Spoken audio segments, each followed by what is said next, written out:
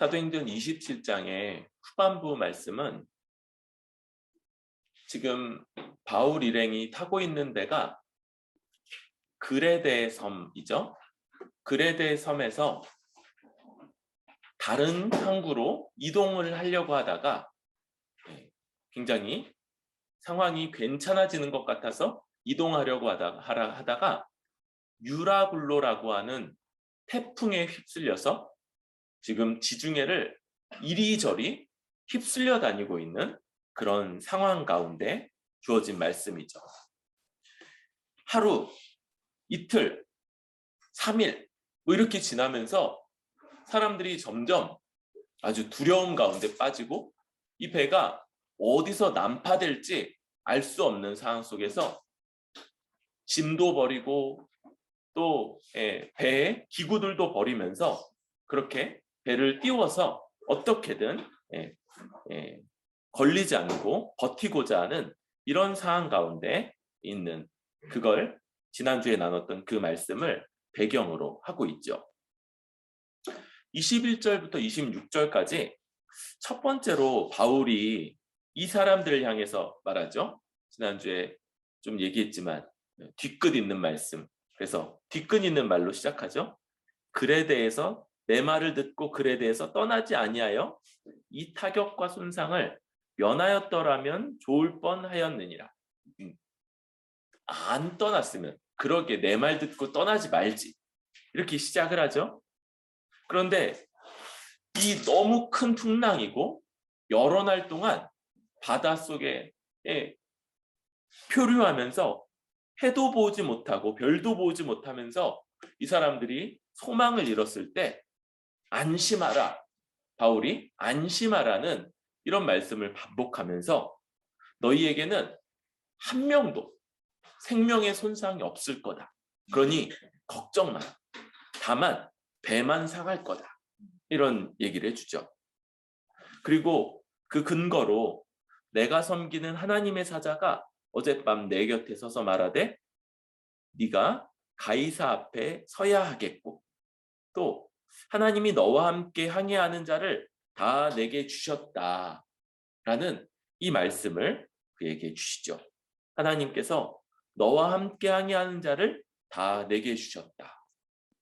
그러니 나와 함께 항해하고 있는 당신들 다 안전할 겁니다. 그래서 안심하라, 이런 말씀으로 지난주에 좀 나누었었죠. 그리고 26절 이렇게 마무리합니다. 그러니 우리가 반드시 한 섬에 걸리리라. 이렇게 표류하다가 그냥 배가 난파되는 것이 아니라 반드시 섬 하나에 걸릴 거다. 그리고 27절부터 다음 장면이 이어지는데요. 열 나흘째 되는 날. 그러니까 이 태풍을 만나서 배가 표류를 시작한 지 14일이 흘렀고 지금 어디에서 어디로 가고 있는지를 도무지 알지 못하는 상황. 그 가운데 이리저리 쫓겨가다가 자정쯤 됐을 때 사공들이 육지가 가까워졌다는 걸 좀 짐작을 하기 시작했어요. 여러 가지 사항들이 있었겠죠. 이 사람들이 오랫동안 이 항해에 아주 익숙한 그런 사공들이니까 그 사람들에게 어떤 감이 있었던 것 같아요. 그래서 이제 구체적으로 물을 재어보니까요. 20길이 됐다가 조금 지나서 다시 되니까 15길이 되죠. 그러니까 점점 육지에 가까워지고 있구나라는 게 이제 아주 계측을 통해서도 확인이 됐어요. 그래서 29절 암초에 걸릴까 이런 걱정으로 고물, 배 뒤쪽이죠. 닷 넷을 내리고 나리새기를 고대하고 있죠. 그래서 닷을 내려서 좀 배가 이렇게 최대한 움직이지 않도록 하면서 그렇게 기다리고 있어요. 그래서 날이 새서 좀 더 다른 밝은 낮에 판단을 할 수 있기를 고대하고 있는데 그때 상황이 하나 발생하죠. 30절에 사공들이 도망을 치고자 했어요. 그래서 이 배에 이 비상용으로 쓰는 거룻배를 바다에 내려놓고 이물, 그러니까 배 앞쪽이죠. 배 앞쪽에 닻을 내리는 척하면서 거룻배를 내리죠. 그런데 그걸 누가 알아채냐면 바울이 알아채요. 그래서 백부장과 군인들에게 빨리 얘기하죠. 이 사람들이 배에 있지 아니하면 너희가 구원을 얻지 못하리라. 그래서 이 군인들이 거룻줄을 끊어 떼어버리죠. 배를 이 거룻배를 큰 배에 묶고 있는 줄을 아예 끊어서 배를 떠내려 보내버리는 거예요. 그래서 강제로 배를 떠나지 못하게끔 만드는 이런 일들을 하고 이제 날이 새길 기다리고 있죠. 그런데 이제 날이 새어갈 때 그 다음에 33절부터 38절까지는 이제 바울이 돌아다니면서 음식 먹기를 권해요. 음식 먹기를 계속 권합니다. 얘기를 들어보니까 지금 이 태풍에 휩쓸린 지 열 나흘 동안이나 아무도 음식을 안 먹은 거예요. 그래서 너희가 기다리고 기다리며 먹지 못하고 줄인 지가 열 나흘인즉 음식을 먹으라, 이걸 권하죠. 여기 권한다는 게 시제가 반복된 행동을 가리키는 시제예요. 그래서 계속 얘기하고 있는 거예요. 이 사람한테도 권하라고 저 사람한테도 권하고 그러면서, 그리고 이것이 너희 구원을 위하는 것이요 너희 중 머리카락 하나도 잃을 자가 없으리라. 그렇죠? 제가 그 배에 좀 탔었어야 되는데 아무튼 그러면서 그렇게 음식 먹기를 권해요.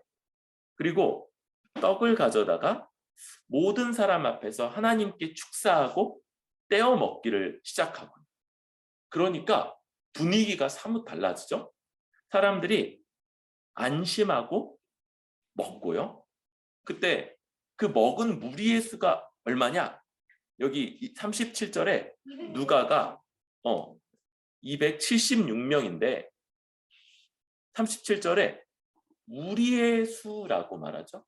무리의 수? 그러니까 지금 이 276명이 하나의 그 무리라고 불리는 그런 공동체적인 느낌이 여기서 표현이 돼요. 그래서 그 276명이 다 배불리 먹고 이제 남은 식량, 밀을 바다에 버려서 배를 가볍게 하고 그렇게 기다리고 있는 상태이죠. 날이 새니까 어딘지 모르는 땅이 눈앞에 이제 보이게 됐어요. 그리고 그 중에 경사진 해안에 항만이 눈에 보이죠. 그래서 배를 댈 수 있나 의논하면서 거기로 닻을 끊어버리죠. 그리고 돛, 그러니까 배를 바다에 고정시키는 닻은 끊어버리고 돛을 펴서 이제 그쪽으로 나아가죠. 그러다가 이제 두 물이 합쳐서 흐르는 곳, 거기 배가 탁 걸리게 돼요. 그래서 이 물은 움직일 수 없이 붙었고요. 고물은 물결에서 지금 부서져 가고 있는 거죠. 물결을 만나서. 그러니까 이제 군인들이 죄수를 호송하는 역할을 하잖아요. 바울 위에 나머지 사람들은 죄수라고요. 사형에 해당하는 그런 죄를 지은 사람들인 거. 그래서 로마로 로마 시민들의 유희를 위해서 그 경기장, 원형 경기장에서 지금 그런 목적을 위해서 가고 있는 사람들이라고 했죠. 그 사람들이 헤엄쳐서 도망갈까 봐서 다 죽이자 이렇게 제안을 하는데 백부장이 바울을 구하고자 하는 목적으로 그러지 말라라고 하고 다 헤엄쳐서 육지로 나가기를 허락을 하죠. 그래서 먼저 헤엄칠 수 있는 사람들은 헤엄쳐서 육지로 가고요. 남은 사람들은 이제 널판지 조각 혹은 배의 물건들, 이런 물에 뜨는 것들을 의지하여서 다 나가서 마침내 사람들이 다 상륙하여 구조됐다. 그렇게 해서 열 나흘이나 태풍에 휘말려서 지중해를 표류하던 그 배 사람들이 바울이 말한 대로 하나님이 바울을 통해서 이 사람들에게 전한 대로 276명 전원이 다 이 한 육지에 닿아서 구조됐다는 걸로 27장이 마무리됩니다.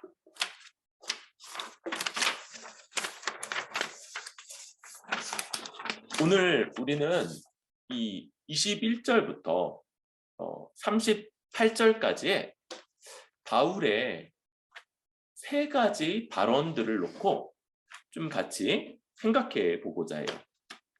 21절부터 26절은 지난주에도 한번 봤었는데요. 다른 부분을 좀 더 주목해서 보려고 합니다. 네가 가이사 앞에 서야 하겠고, 이 얘기가 여러 번 반복이 됐죠. 바울은 로마 황제 앞에서 자신이 믿는 바에 대해 변호하는 이 사명을 가지고 가고 있습니다. 그런데 독특한 표현이 하나 있죠. 또 하나님께서 너와 함께 항해하는 자를 다 내게 주셨다.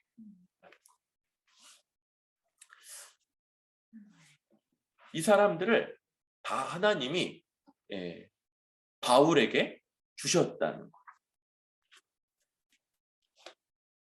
여러분, 이 시대, 우리 사는 시대를 특징 짓는 그 한 요소, 그것이 개인주의죠. 개인주의.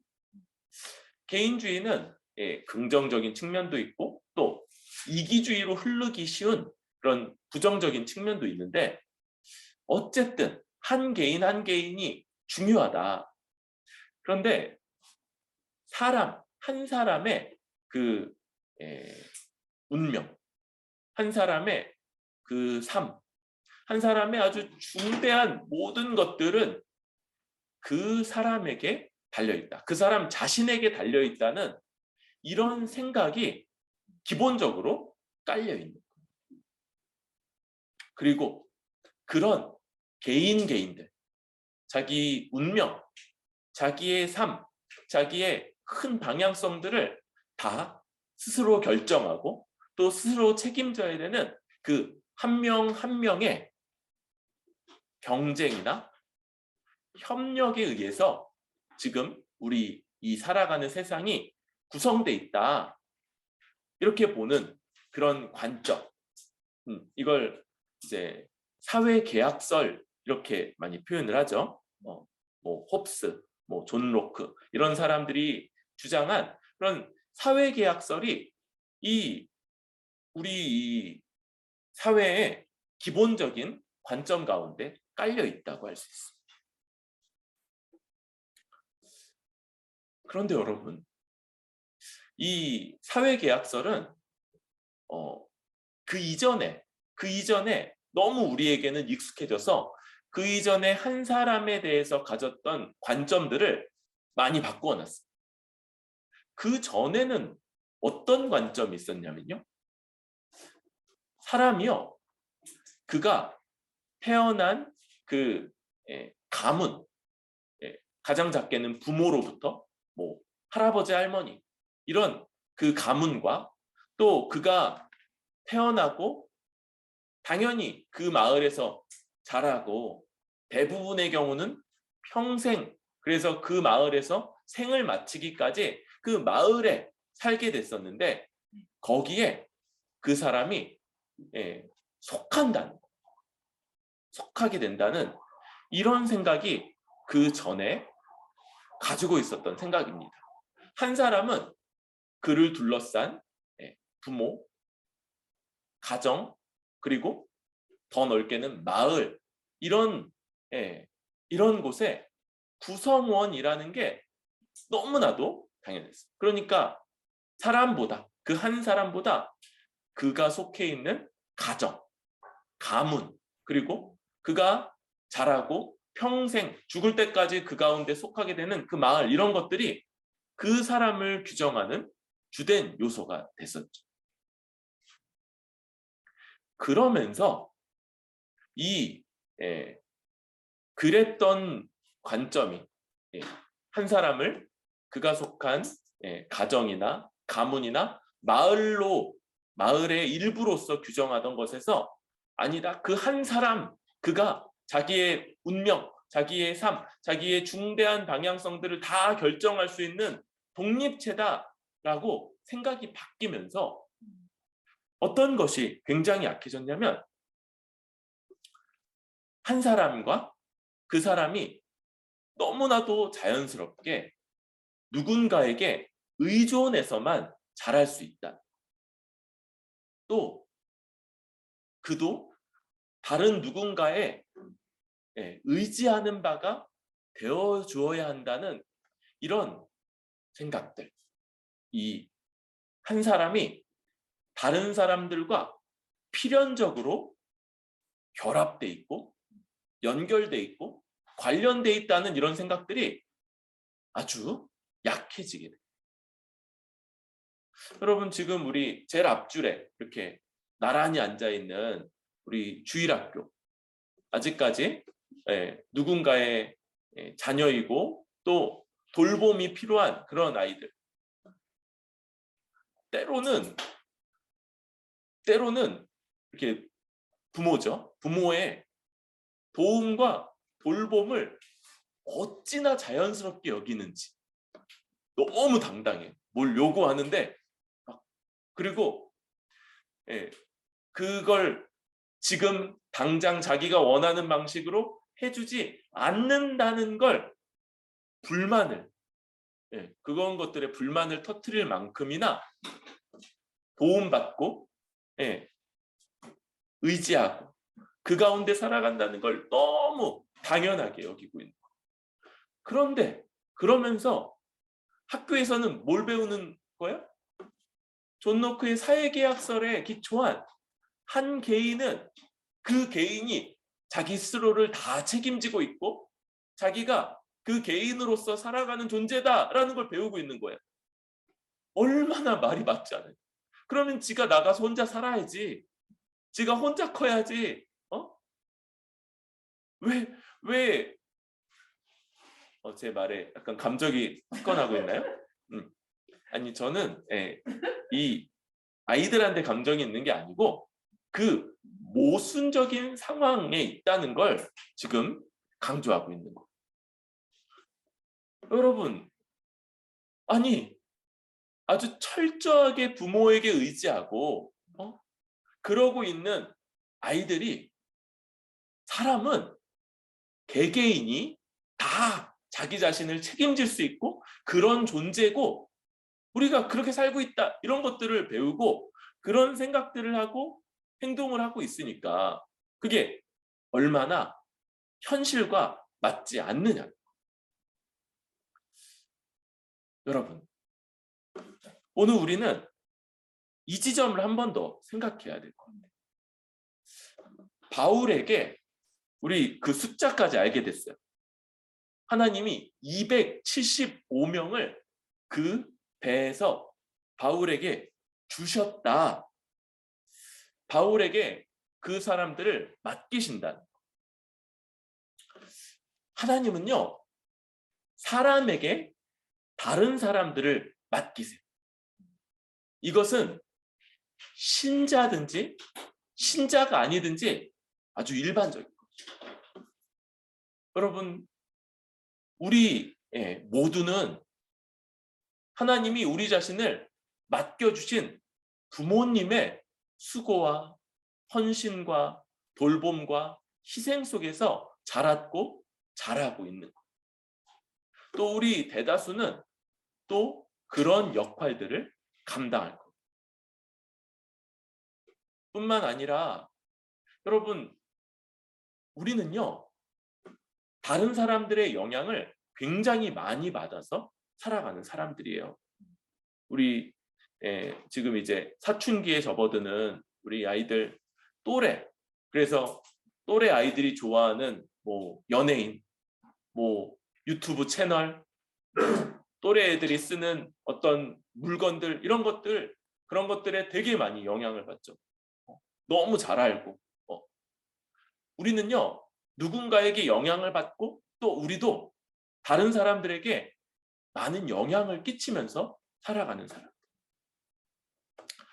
제 자신을 돌아봤을 때도 지금의 저에게 아주 크게 영향을 끼쳤고, 지금도 어떤 분들은 이제 자주 뵙지는 못하는데, 그런데 그 말 혹은 가르친 바가 제 안에 깊숙이 남아서 지금까지도 영향을 미치고 있는 게 굉장히 많은 거. 신자든 신자가 아니든 간에 우리는 다른 사람들을 의지하고 있고 또 다른 사람들을 다른 사람들에게 영향을 주면서 살아가고 있는 사람들이야. 그런데 이제 우리 영적인 관점으로 들어간다면 여기에서 한 걸음 더 나아가게 됩니다. 로마서 6장에서는요. 우리의 결정, 판단, 선택 이런 것들을 도구로서 표현하는데요. 하나님의 의의 도구 아니면 사탄의 죄의 도구냐, 이런 걸로 우리 자신을 평가하고 판단하고 있는 거예요. 과거에 우리는 다 사탄의 죄의 도구였다라는 말로 시작합니다. 우리가요, 여러분, 다른 사람들에게 영향을 끼치고 또 의존하고 또 영향을 주고 그렇게 살아가는데 이 체계가 어떤 식으로 작동을 했냐면 사탄이 죄의 도구, 세상을 따르고 하나님을 대적하며 그렇게 살아가는 삶의 양식을 확장시키고 또 대를 이어서 전수하는 방식들로 이런 얽히고 얽힌 우리 삶의 관계들을 사용했다.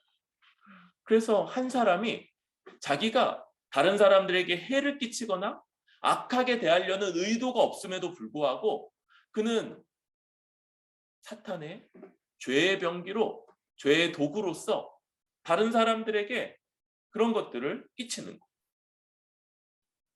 세상 사람들이 살아가는 그런 방식들을 정당화하고 그게 당연한 것처럼 여기게 하고, 그래서 그 올무에 더더욱 걸리게 하는 방식으로 그 한 사람의 삶이, 전체 삶이 쓰여지게 된다. 여러분, 이런 얘기를 가지고 우리를 위해서 수고하고 헌신한 부모님의 삶을 폄하하라는 전혀 그런 의도가 아닙니다. 이것은 한 사람이 사실은 이런 말씀이 없이는 다 볼 수 없는 한 사람의 삶 전체를 조망한, 그가 그렇게 수고하고 헌신했으며 또 때로는 아주 선한 의도로 다른 사람들을 도왔음에도 불구하고 큰 틀에서 그의 인생은 이 사탄의 세상에 대한 지배력을 더 강화하고 사람들이 그렇게 세상의 풍조를 당연하게 여기고 정당화하게 하는 그런 방식으로 그의 삶이 쓰였다. 그런데 말씀은 이제는 달라졌다. 주 예수 그리스도 안에 있는 우리는 이제 의의 도구가 되었다라고 선언합니다. 여러분, 주 예수 그리스도 안에 있는 사람들은 다른 사람들과 영향력을 미치며 다른 사람들을 돌보고 다른 사람들에게 다른 사람들과 관계 속에서 살아가는데 그는 하나님에 대한 지식을 알리고 더 거룩하게 살게끔 하고, 그리고 그들이 그를 통해 하나님을 알아 하나님께 예배드리는 이 구원받은 백성이 되도록 하는 그런 도구로서 쓰여지게 된다.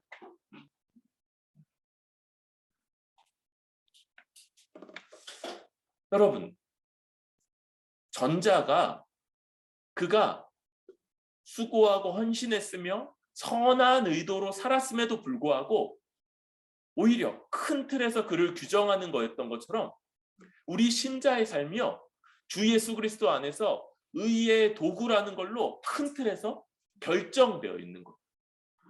그러니까 우리 자신을 더 많은 사람들에게 내어주고 만나고 우리가 아는 바, 믿는 바에 대해서 이야기하고 때로는 비난을 받더라도 때로는 조롱을 당할지라도 그렇게 우리 자신을 적극적으로 내어주는 방식으로 쓰여지게 될 수 있다. 하나님은요, 하나님의 가장 소중한 것, 생명이죠, 생명. 그 생명을 주시는 일에도 직접이 아니라 다른 사람들, 부모를 통해서 자식이 태어나게 하신 그 하나님은 하나님을 아는 지식과 또 구원받게 되는 계기들도 그 곁에 두신 하나님의 사람들을 통해서 행하시는, 우리는 우리 주변에 있는 지체들이 하나님이 내게 주신 사람들이다. 하나님이 내게 주셔서 나를 통해서 내가 알게 된 이 하나님에 대한 지식을 그에게도 알게끔 하고, 그래서 나와 같이 하나님 앞에 나와 하나님을 예배할 수 있도록 하는 그런 사람으로 하나님이 나를 쓰시고자 하는 그런 의의 도구이며, 이미 우리의 존재가 그렇게 되었다는 걸 기억하고, 그럴 때 우리는 이 일에 아주 적극성을 띨 수 있을 겁니다. 의의 도구라는 정체성은 변화되지 않아요? 얼마나 적극적으로 자신을 내어주느냐, 아니면 소극적으로 혹은 이전 사람인 양 자신을 적극적으로 죄의 도구로 내어주기까지 하느냐, 이런 것들이 달라지지, 여러분 우리 자신을 이걸 아는 사람으로서 아주 힘써 다른 사람들에게 은혜의 통로로, 은혜의 도구로서 내어주기를 힘쓸 수 있기를 소망합니다. 두 번째 바울의 발언은요, 31절에 그 도망가려는 사공들을 막을 때 나타나죠. 뭡니까? 이 사람들이 배에 있지 아니하면 너희가 구원을 얻지 못하리라. 여러분 당연히 이 이야기는 먼저는 그 지금 난파하고 있는 배에 관련된 거예요. 아직까지 충분히 육지에 가깝지 않기 때문에 더 배를 유지하면서 좋은 판단을 내려서 그 배에 접안시켜야 하는 그런 상황들이 있었죠. 그리고 최대한 가까이 가서 이제 배가 더 얕아지고 또 물이 만나서 부서져 갈 때 그제서야 이제 헤엄치고 또 배의 기물들을 의지하여서 육지까지 다 도달할 수 있는 그런 상황이 올 때까지 배를 유지하고 지켜야 됐던 그런 상황이 있을 수 있습니다. 이런 물리적인 상황에서도 다른 사람들이 우리에게 필요합니다.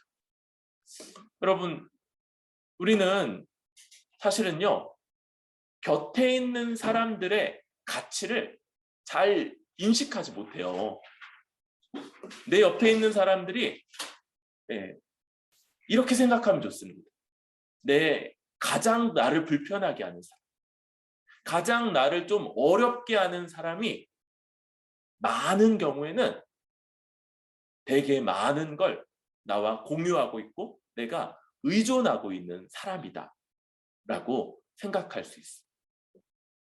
내가 불편한 사람, 내가 어렵고 나를 힘들게 하는 사람이 일상은 나와 굉장히 많은 걸 함께하고 있는 사람이고 그만큼 내가 의존하고 있는 사람이다 라는 것도 그렇게 생각할 수 있으면 좋아요.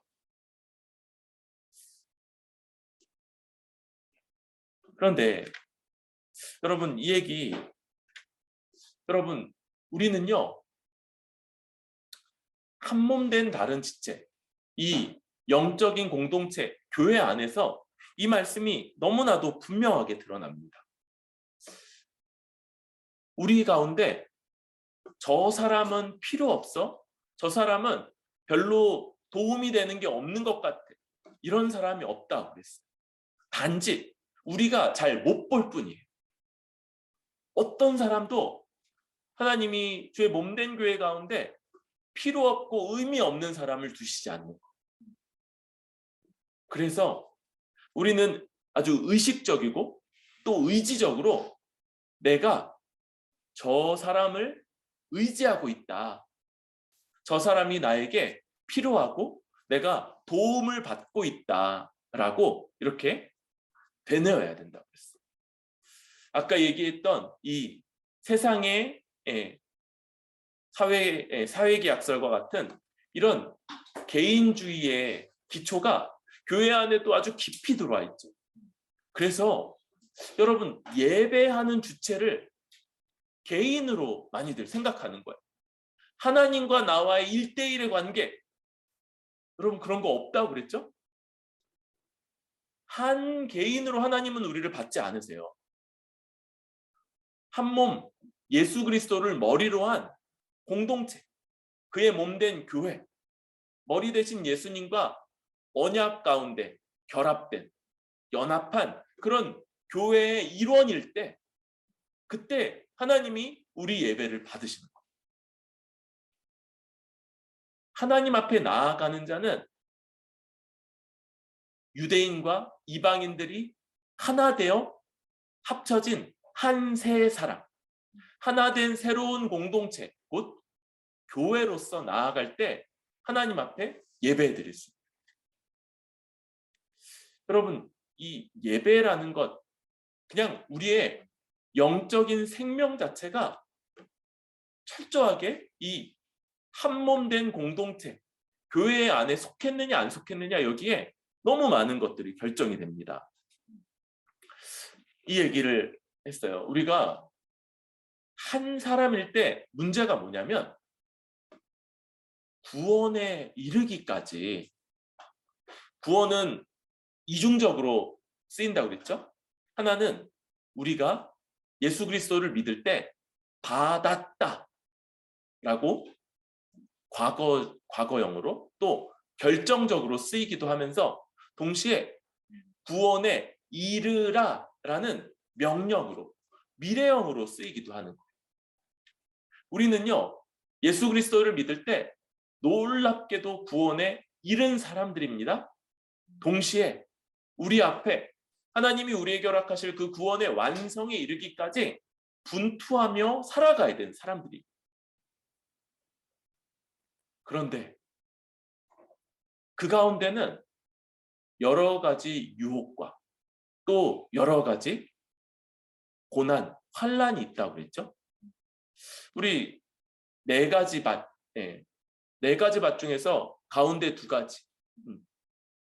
그래서 얕은 밭은 해가 뜰 때 싹이 다 말라버리죠. 해, 고난을 상징했었죠. 또 유혹도 있습니다. 이 씨가 자랄 때 옆에 있는 가시덤불이 함께 자라서 막아버린다. 세상의 유혹, 세상의 것들에 대한 이 욕망이었죠. 그러니까 이 유혹과 고난이 우리에게 있고 이걸 이겨내는 믿음이 필요한 거예요. 성경은 뭐라고 말하냐면요. 마귀의 관계를 능히 대적하기 위해 하나님의 전신갑주를 입으라. 이런 유혹과 환란으로 우리 믿음을 넘어뜨리고자 하는 마귀의 관계를 막기 위해 하나님의 전신갑주를 입어야 된다. 그런데 그 중에 뭐가 있습니까? 바로 모든 것 위에 믿음의 방패를 가지고 이로써 능히 악한 자의 모든 불화살을 소멸하고. 이 불화살과 방패로서 지금 이 악한 자의 시험 유혹과 또 우리 그것에 어떻게 대응해야 되는지가 믿음의 방패로서 이렇게 이미지화 된다고 했습니다. 그런데 여러분 이렇게 양궁하는 것처럼 화살이 하나 날라오는 게 아니라고 그랬죠? 이 전쟁 상황에서는요 화살이요 동시에 수백 수천 발이 날라옵니다. 원래 그렇게 돼 있는 거예요. 원래 이 화살 맞는 것 이런 것들이 다 확률적이기 때문에 최대한 많은 사람들을 맞춰서 적군을 무력화시키기 위해서 동시에 쏘게끔 돼 있는 거예요. 동시에 구령에 따라서. 그러니까 한 사람이 방패 하나를 들고서 막 이렇게 막을 수가 없이 동시에 수백 수천 발이 위에서부터 쏟아져 내리는 거예요. 어떻게 막는다고 그랬어요? 진을 쓴다고 그랬죠? 나란히 서서 제일 앞줄이 방패로 자기 몸의 절반과 옆 사람의 몸의 절반을 가려주는 거. 그럼 나머지 나의 몸의 절반은 내 옆에 선 사람이 똑같이 이렇게 딱 이어붙인 방패들로 균형 짜고요. 그런데 어디는 뚫려 있어요? 머리 위가 뚫려 있죠. 화살들이 이렇게 대각선으로 포물선을 이루면서 쏟아질 텐데 머리 위는 어떻게 해요?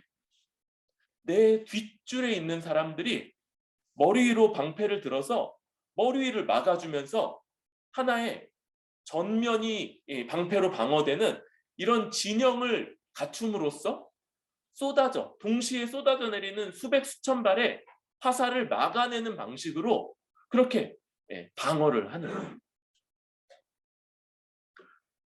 이 믿음의 방패를 들고 악한 자의 모든 불화살을 막아낸다 할 때 이 영적 싸움의 이미지 자체가 함께 이 영적 싸움을 싸우는 여러 사람들, 내 옆에 나란히 줄 맞추고 서서 자기 한 몸만을 가리는 것이 아니라 나와 그 사람을 가리고 또 내 머리 위를 가려주는 다른 사람들의 존재에 이것들을 전제하고 있는 싸움입니다.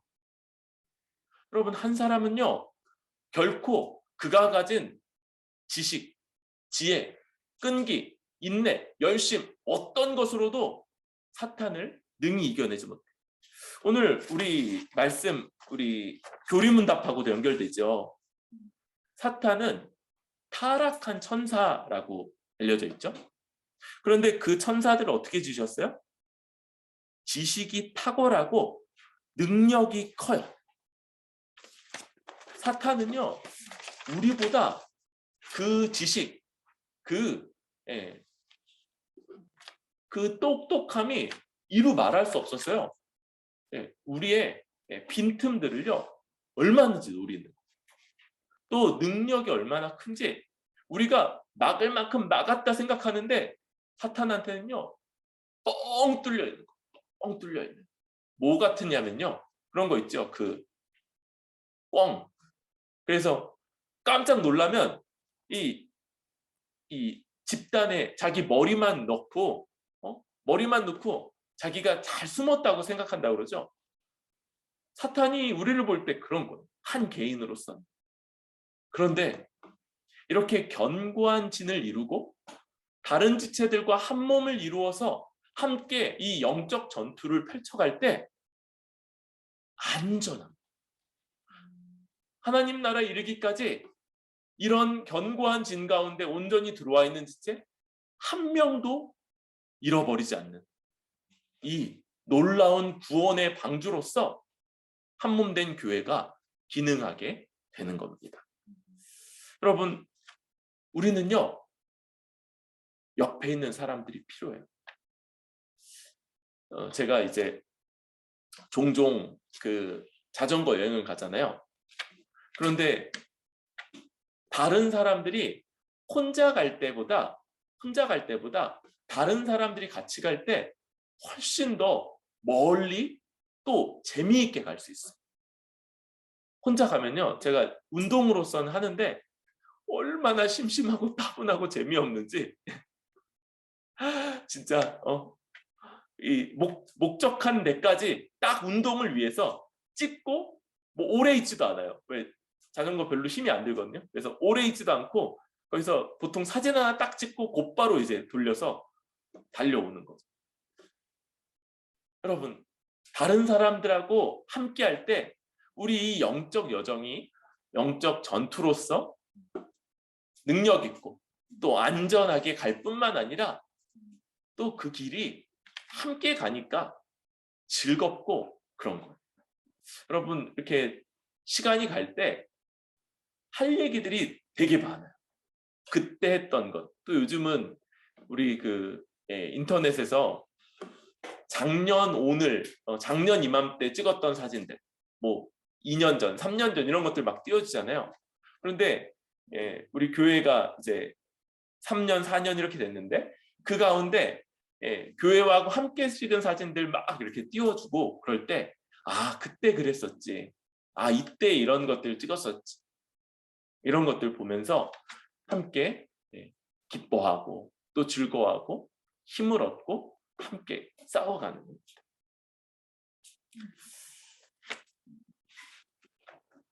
그러면서 여러분 세 번째 바울의 이 발언이 뭐였어요? 음식 먹으라 했죠. 음식 먹으라. 음식 먹으라. 지금 보니까 열 나흘 동안이나 굶었다고. 열 나흘.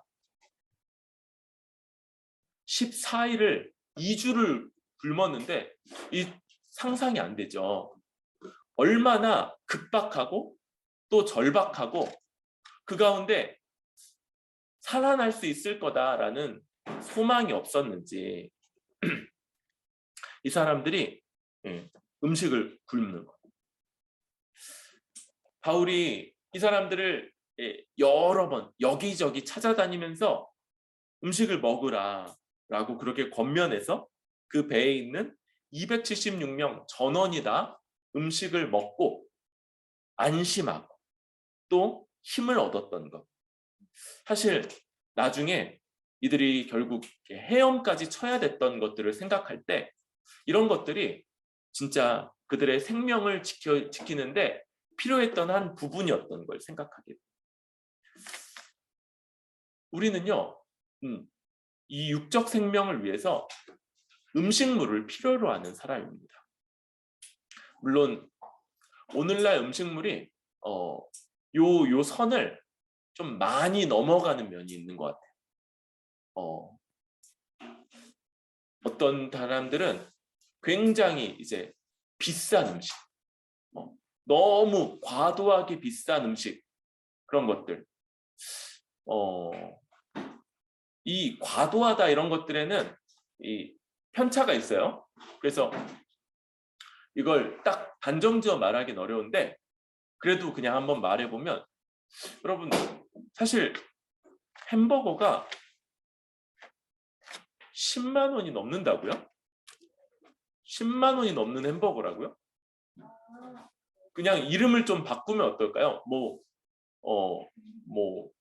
최고급 보양 스테이크 이런 것 잘 붙이면 제가 잘 이해가 될지 모르겠는데 햄버거라는 이름이 붙은 10만 원이 넘는 음식 약간 이제 저한테는 잘 안 와닿아요. 잘 안 와닿아요. 물론 이제 이것도 상대적일 수 있다. 그것도 인정합니다. 그걸 먹는 것도 또 죄가 아닐 수도 있어요. 죄일 수도 있다는 생각도 들어요. 너무 이렇게 과도하게 좋은 걸 먹거나 혹은 많이 먹거나 이런 것들이 문제가 되죠. 그런데 성경은요, 어떤 음식물을 부정하거나 음식물이 악하다고 여기는 것, 그거 이단적 가르침이다 라고 말해요. 그래서 우리가 금식이 필요하죠. 신자로서 금식하는 일들이 있을 겁니다. 그럼에도 불구하고 금식이 더 거룩하거나 금식했을 때 하나님이 우리 기도를 더 들어주신다고 여기면 그거 아니에요. 그것은 오히려 금식하면서 우리가 이 공동체적으로 죄를 인식하고 죄에 대해 슬퍼하고 애통하는 그런 영적 태도의 표현이지 그게 하나님 앞에 뭔가 금식하면서 기도하는 건 더 잘 이루어 주시는 그런 것들은 전혀 없습니다. 그런 식으로 이해한다면 그거 아주 잘못된 금식인 거예요. 우리는 하나님이 우리에게 허락하신 모든 음식물들이 다 선하고 그걸 통해서 우리가 살아갈 수 있는 그런 에너지, 양분, 그런 힘을 공급하신다는 것, 이걸 믿어야 돼요. 그런데 모든 신자나 불신자나 다 음식을 통해서 영양을 공급받고 살아간다는 것을 넘어서서 우리 신자들에게만 허락되는 영적인 양식 있죠. 오늘 이 말씀을 놓고 여러 이제 학자들이 이것은 성찬이냐? 성찬은 아니다. 이런 얘기들을 해요. 왜 이런 얘기를 해요? 엄밀하게 성찬이라고 볼 수는 없는데 성찬하고 유사해 보이는 면들이 있는 거예요. 그러니까 이것 자체를 성찬이라고 볼 수는 없을 거예요. 그런데 이렇게 모든 사람이 음식을 공급해서 양분을 음식을 통해서 양분을 공급받고 살아가는 것처럼 우리도 육적인 양식과 함께 신자가 영적인 생명을 유지하는 영적 양식 곧 성찬이 우리에게 있다는. 여러분, 하나님은요 우리 신자들에게 이 하나님의 예수님의 이 마지막 죽음을 앞둔 이 성찬을 통해서 성찬을 제정하시고요, 영원토록 이것을 이어가도록, 주님 나라가 임하기까지 계속해서 이것을 이어가도록 명하셨으며 이것을 통해서 우리 신자들에게 영적 양식을 공급하시겠다고 약속하셨어요. 그래서 믿음으로 성찬에 참여하는 자마다 하나님의 놀라운 은혜를 누리고 그것으로 그의 신앙이 또 주 앞에서 살아가는 그런 힘에, 이 신자로서의 삶에 아주 큰 힘과 은혜를 얻고 살아갈 수 있게 되는 거죠. 다만 어떤 지점이 있어요? 이것을 아주 망령되게 먹고 마시는 자는 오히려 큰 병을 얻거나 죽는다라는 경고가 붙어 있습니다. 그래서 우리는 성찬을 기대해야 해요. 성찬에 있어서 이 얘기를 이제 얼마 뒤에 한 번 더 본격적으로 좀 더 하게 될 텐데, 성찬에 있어서 가장 조심해야 되는 건 그냥 예식으로 여기는 거예요. 그냥 통과 의례처럼 1년에 2번 정도 하는, 그냥 뭔가 좀 되게 거룩해 보이긴 하는데 실제로는 어떤 큰 유익은 별로 없어 보이는 그런 걸로 여기는 게 제일 큰 문제입니다. 여러분, 성찬은요 그 참여하는 자, 믿음으로 참여하는 자에게 놀라운 하나님의 은혜의 도구로서 쓰임받고요, 그것에 참여하는 자는 큰 유익과 힘을 얻어 주 안에서 믿음으로 살아갈 수 있을 거예요. 그런데 또한 이것은 잘못 행했을 때 병을 얻거나 심지어 죽을 수도 있는 아주 그런 큰 주님의 정하심이 있기에 어떤 사람도 아주 가볍게 여겨 참여해서는 안 됩니다. 그래서 제한 성찬이 이루어지게 돼요. 제한 성찬은 어떤 거냐면 신자, 곧 세례받은 신자로서 세례 서약을 잘 지키고 있는가, 이것을 검증하고 그런 사람이 주님을 의지하여서 믿음으로 참여하고 그리고 그 부어주시는 성찬을 통해서 부어주시는 큰 은혜들을 누리며 영적으로 주 앞에서 그 생명이 아주 크게 힘을 얻어서 살아가게 되는 그런 방식으로 시행되어야 마땅합니다. 그래서 우리는요 성찬을 기대하고 소망해요. 성찬을 통해서 주님이 얼마나 큰 은혜를 부어주실지, 그 성찬에 참여하고 나서 우리 영적으로 주 앞에서 얼마나 큰 은혜를 누리고 거기서 회복되고 또 그 힘으로 얼마나 더 섬기며 살아갈 수 있을지 많이 기대하고 소망할 수 있길 바랍니다. 그리고 그런 소망을 가지고 우리 믿음을 잘 점검할 수 있길 바라요. 우리가 세례 때 주 앞에서 서약한다. 교회에서 하는 모든 서약은 다 언약의 성격을 갖습니다. 서약과 언약, 뭐가 달라요? 언약은 다른 것들과 마찬가지로 하나의 서약인데 피의 서약, 생명을 건 서약. 이건 목숨 걸고 지키는 서약이라는 거예요. 우리 세례 때 우리가 그렇게 언약한 내용들을 얼마나 신실하게 지키고 있는가 잘 돌아보면서 우리 믿음을 점검하고, 그리고 그렇게 점검된 자, 교회 앞에서 점검한 자들이 이제 정회원으로서 이 성찬에 참여해서 놀라운 영적 유익을 누릴 수 있기를 기대하고 소망합니다. 우리 이제 4월 첫 주 우리 뿌리 깊은 교회 처음으로 성찬이 드려지게 됩니다. 제가 되게 많이 준비할 게 되게 많아요. 준비할 게 굉장히 많아요. 그래서 책부터 막 이만큼 구입해서 지금 다 이제 읽고 있는 그런 중에 있는데, 물리적으로 준비할 게 되게 많아요. 그렇죠?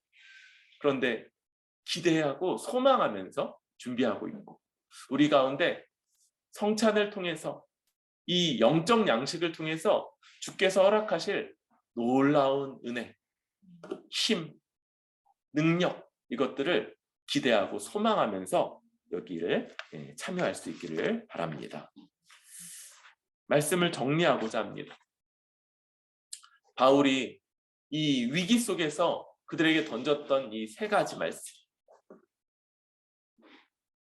이 사람들을 너에게 주셨다, 이 말씀과 또 이들이 함께 있어야 구원을 얻을 거다, 그리고 먹고 그리고 힘을 얻는 이 모습들, 우리가 하나님 앞에서 아주 일반적인 세상의 일반적인 모든 사람들의 모습인 것도 맞지만 동시에 우리 신자들에게 주시는 아주 특별한 은혜, 그래서 의의 도구로서 우리가 만나는 사람들에게 하나님을 알리고, 그리고 그들도 우리처럼 하나님의 백성이 될 수 있는 그런 계기가 될 수 있고, 또 한 몸 된 공동체로서 이 구원의 여정, 언제나 평탄하지만은 않죠.